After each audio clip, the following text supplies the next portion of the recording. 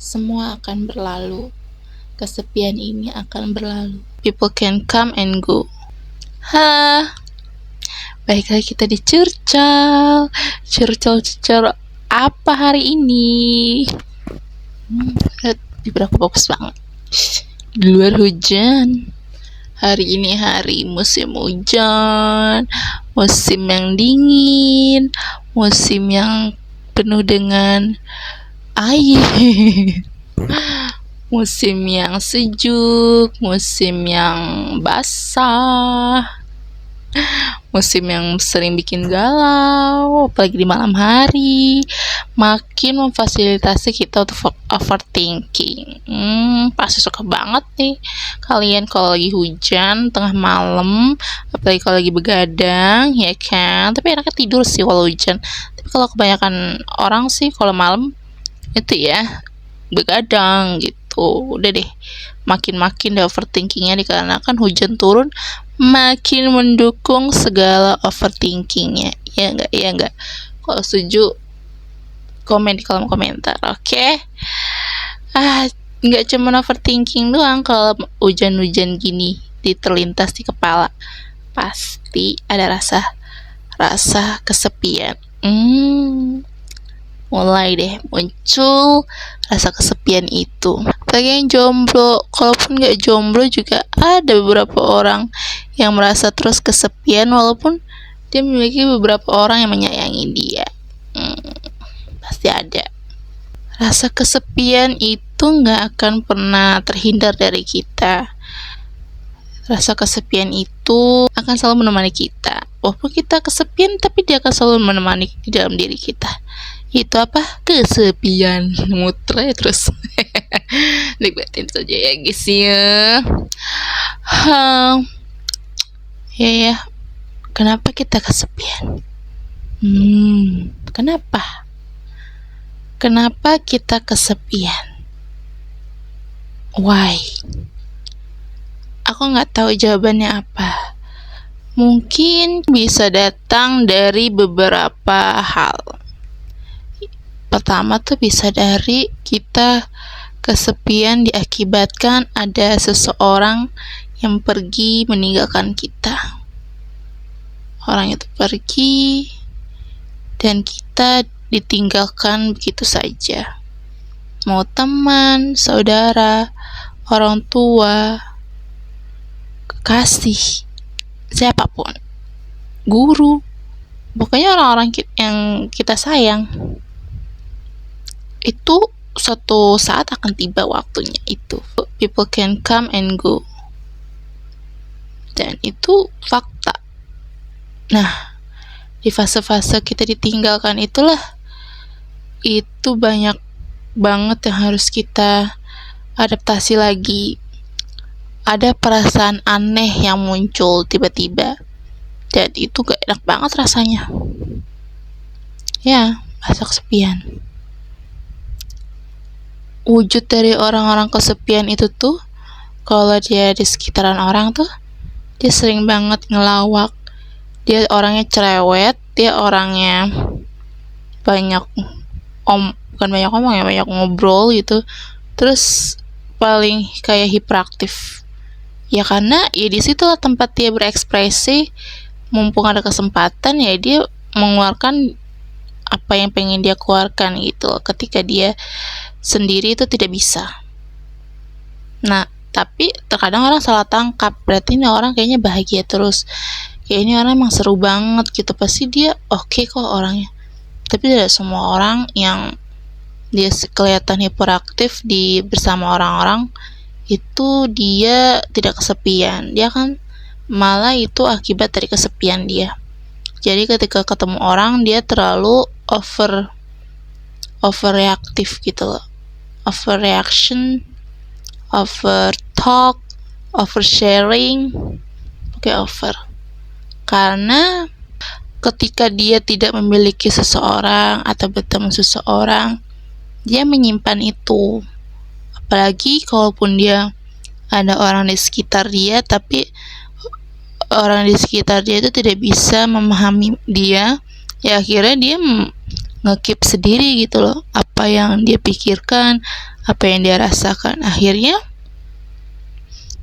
kesepian itu pun muncul. Di tengah-tengah dia memiliki keluarga ataupun orang terdekat, tapi ketika ada sekelompok orang atau satu orang yang menurut dia orang itu akan nerima sikap dia dan nyaman bersama dia, ya disitulah dia keluar aslinya, disitulah dia keluar unek-uneknya disampaikan dan bercerita. Dia mengeluarkan isi hati dan pikirannya lewat bercerita yang dibalutkan oleh komedi dan juga disambung-sambungkan oleh kisah teman-temannya, sehingga disitulah tempat penyaluran dia untuk mengeluarkan isi hatinya yang tidak bisa dia salurkan kepada seseorang yang seharusnya tempat dia bercerita.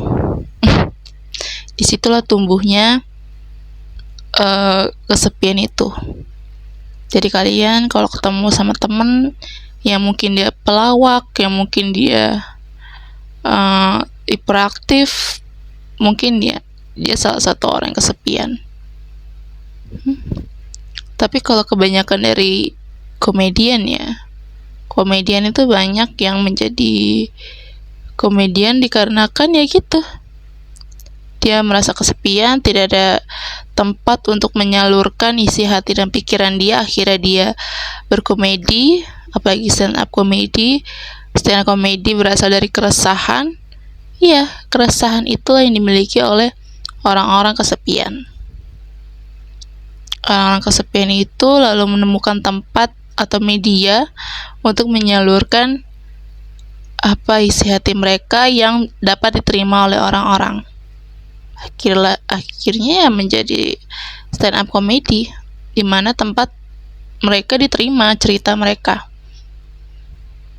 Mungkin saja kalau dia di keluarganya diterima, apakah keluarganya membuka ruang untuk mereka cerita, atau teman-teman atau saudara-saudaranya, mungkin mereka tidak jadi stand up comedy, mungkin menjadi yang lain gitu, karena dia tempat kasih sayang di keluarga dia tuh sudah tercukupi gitu. Nah, ya bersyukurlah kalau kita sudah memiliki tempat untuk kita diberi ruang bercerita dan mengerti kondisi kita. Memang tidak semua orang mendapatkan privilege itu, tapi kita harus tetap berusaha untuk menemukan itu. Kalaupun tidak menemukan, berarti kita yang menciptakannya. Apapun itu. Ya, jangan putus asa.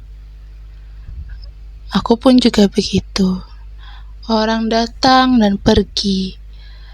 Awalnya aku pikir orang itu adalah tempat sejatinya aku bisa berkeluh kesah, ternyata tidak. Ternyata dia selama ini sudah muak dengan aku, mendengarkan segala cerita aku. Dia merasa mendengarkan cerita aku ini adalah sebuah tugas, sebuah tanggung jawab, yang padahal aku tidak memintanya. Aku melakukan itu semua karena aku percaya pada dia. Aku merasa dia pun juga mau bercerita kepada aku, tapi ternyata tidak. Ya, aku menganggapnya dia tulus. Kita pun satu sama lain sangat saling membutuhkan. Ternyata tidak. Dia merasa terpaksa. Dia merasa ya dibebani oleh cerita aku. Lalu dia mundur dari aku, maksudnya menjauhi aku secara perlahan-lahan,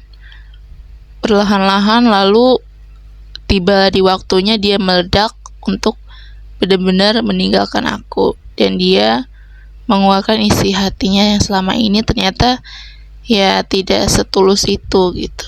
Dan disitu aku belajar untuk kayaknya sudah tidak ada lagi tempat untuk bercerita. Dan akhirnya ya dipendam sendiri, dipikirkan sendiri, dicari tahu solusinya sendiri. lalu berefek pada ketika ketemu orang baru, tidak bisa untuk overreaktif lagi, tidak bisa mengharapkan orang itu menjadi tempat untuk bercerita atau mengeluarkan segala keluh kesah aku. Dan itu fase yang menurut aku terberat, karena mungkin awalnya aku kayak dimanja karena memiliki seseorang yang bisa menjadi tempat buang limbah pikiran aku. Ternyata, dan ketika fasilitas itu hilang, aku menjadi seseorang yang sempat hilang arah, sempat yang menjadi, ini gimana ya? Ini ke siapa ya aku luapin? Aku lihat sekeliling aku tidak memungkinkan. Akhirnya ya udah dipikir sendiri. Awal-awal sulit, tapi lama-lama ya sudah, saya menyesuaikan diri aja. Menyesuaikan diri, menahannya sendiri, mencari solusinya sendiri. Ya mungkin itu memang harus terjadi untuk aku nggak bergantung diri kepada orang lain. Ya, soal untuk bergantung diri dan berharap kepada orang lain udah aku bahas di video aku sebelumnya. Kalian bisa cek di video aku sebelumnya, nanti aku kasih link videonya ya. Itu aku sudah bahas lebih dalam tentang patah hatinya kita saat mengharapkan seseorang dan bergantung kepada orang lain. Ya mungkin itu juga salah aku, karena aku menganggap orang ini mampu menjadi tempat aku berkeluh kesah, dan ternyata dia menganggap aku nih hanya beban dia saja. Padahal aku juga sering menanyakan kondisi dia, tapi dia lebih memilih untuk tidak menceritakannya. Ya mungkin saya bukan tempatnya dia juga kok. Jadi saling sama-sama bukan tempatnya, akhirnya tidak bisa berlanjut. Awalnya saya sedih, awalnya saya kecewa, awalnya saya ya gimana, orang gak mau lagi sama kita ya gak bisa berbuat apa-apa. Ya akhirnya saya ikhlaskan saja. Mungkin ini sudah jalannya, sudah habis waktunya, dan ya people can go and come. Itu yang terjadi pada saya. Lalu sudah mulai terbiasa dengan orang-orang datang dan pergi. Ketika ada orang baru datang, ya sudah tidak terlalu terkejut lagi dan menaruh hati terlalu dalam untuk pada seseorang itu. Ketika dia pergi, ya sudah, itu sudah menjadi sirkulasi, menjadi lingkarannya seperti itu. Dan akhirnya mulai untuk nyaman kepada diri sendiri, mulai bisa untuk menyendiri, mulai bisa apa-apa sendiri, pergi kemana-mana sendiri, dan mulai nyaman. Ketika kenyamanan pada diri sendiri datang, ternyata tidak seburuk itu juga ya kesepian ini. Sendiri ini tidak terlalu buruk juga ya. Ternyata ada banyak manfaatnya daripada keburukannya. Menjadi diri ini jauh lebih dalam hubungannya dengan diri sendiri. Maksudnya, aku jadi mengenal diri aku jauh lebih baik. Kalau kita masih bersama orang-orang, maksudnya kalau kita masih terus-terusan didampingi oleh orang-orang, kita tuh jadi males untuk mengetahui diri kita.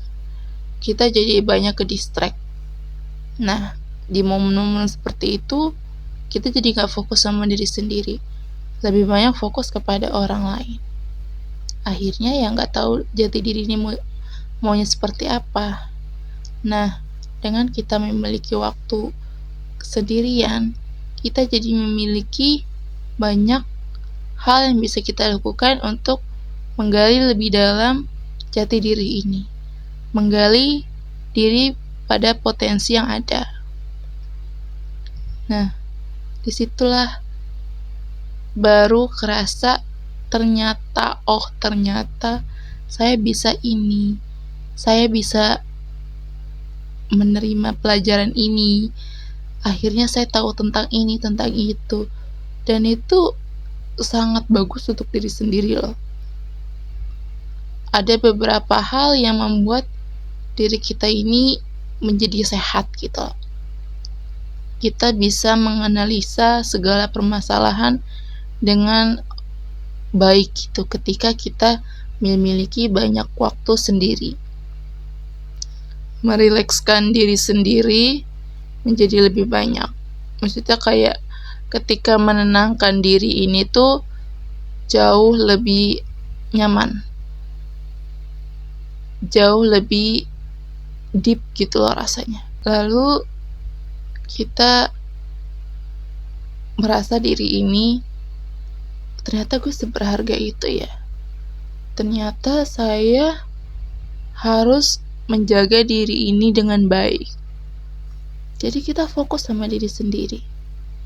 Jadi kita bisa menghargai diri kita. Kita tahu kita ini bernilai. Kita tidak pantas diperlakukan oleh orang lain dengan hal-hal yang gak seharusnya kita dapetin. Kita bisa jadi sadar. Kita tahu, bisa mendeteksi apa yang tidak boleh orang lakukan kepada kita. Dan itu sangat berguna sama kita. Kalau kita tidak menyadari hal yang tidak boleh terjadi pada diri kita, ya kita akan mengikuti arus saja. Dan kita akan terpengaruh. Dan kita akan sulit untuk sadar. Untuk menyadari ternyata diri ini tuh sangat bernilai. Diri ini bisa berdiri sendiri di kakinya. Diri ini punya martabat. Diri ini punya harga diri yang harus dijaga. Tidak bisa disemena-menakan oleh orang lain. Karena saya tahu diri ini dengan baik. Kita tahu nilai kita di mana. Dan kita tidak bisa diperlakukan seenaknya pada orang lain.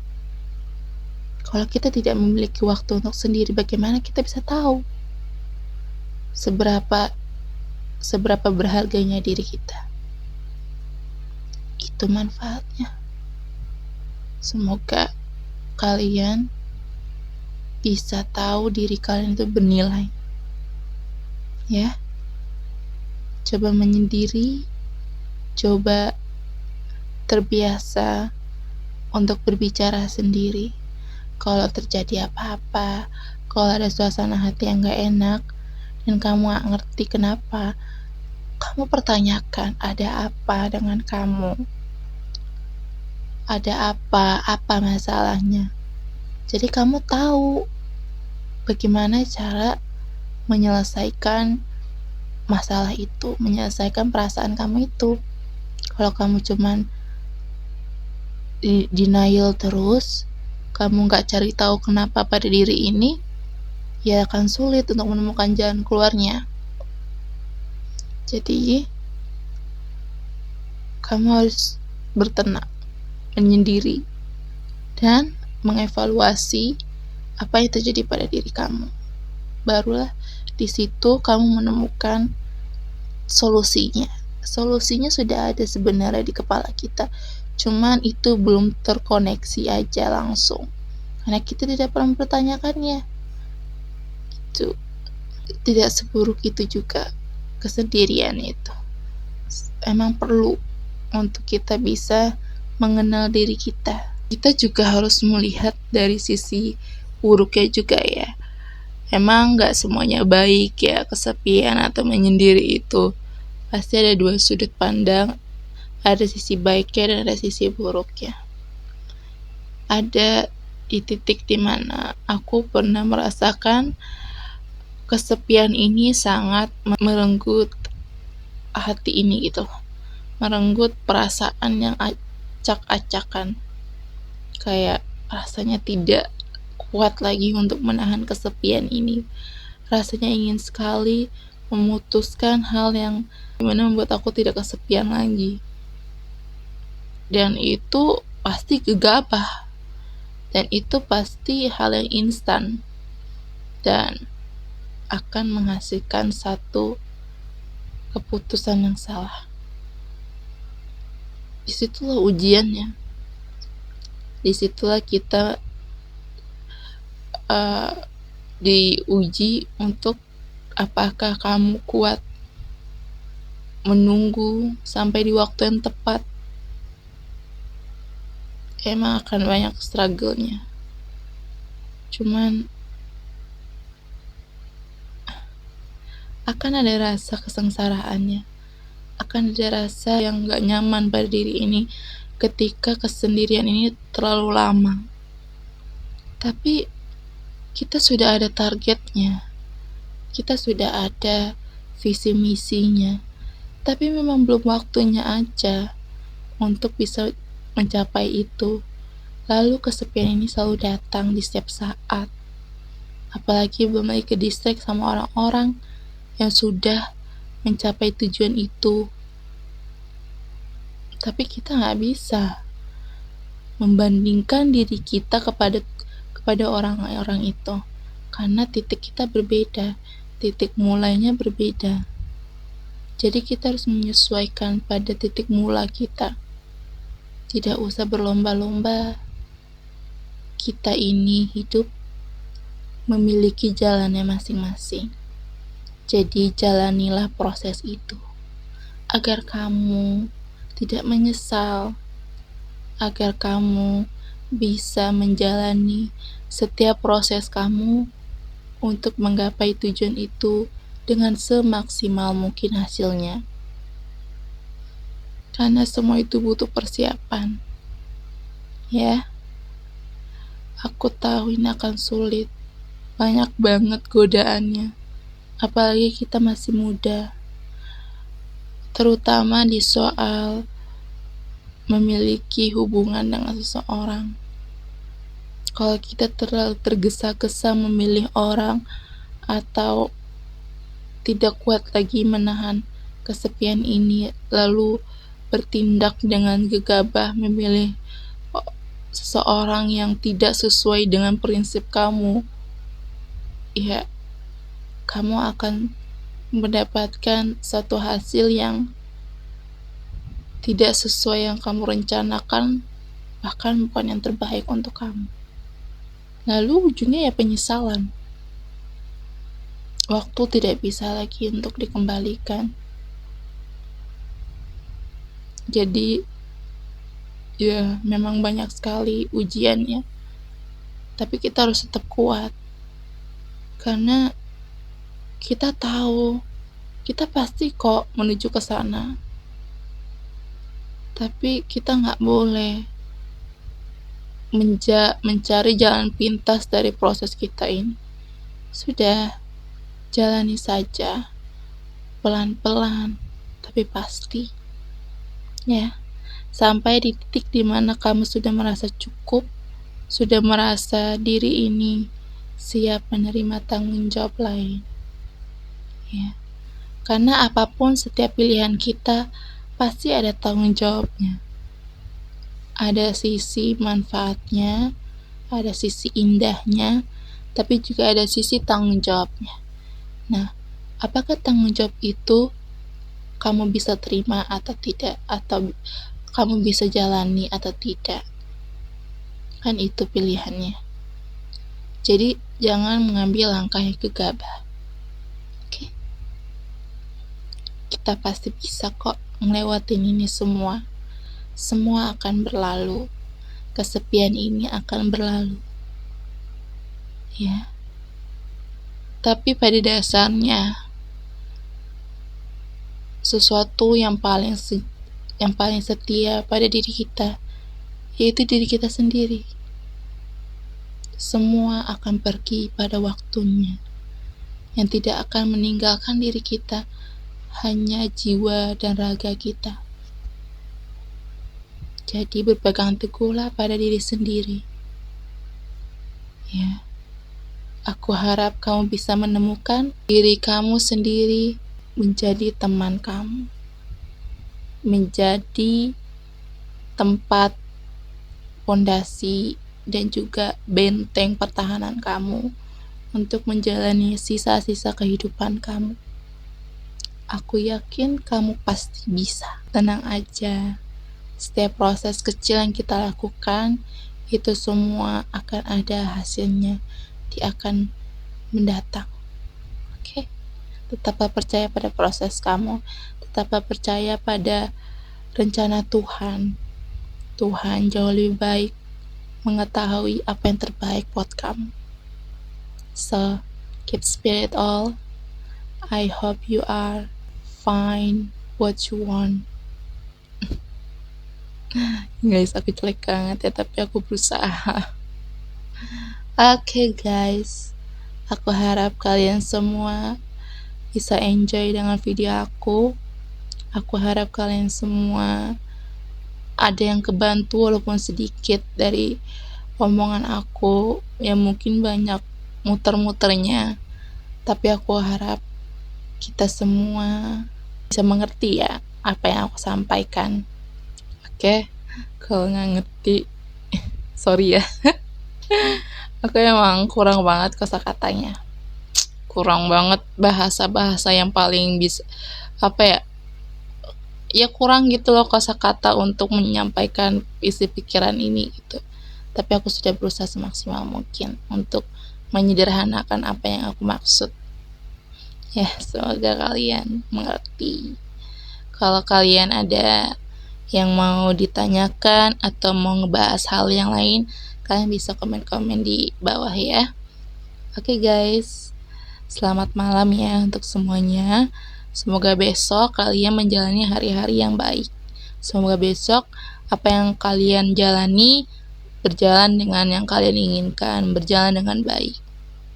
Oke, selamat malam, selamat tidur, selamat istirahat. Jangan lupa berdoa. Oke, assalamualaikum. Bye bye. Thank you so much.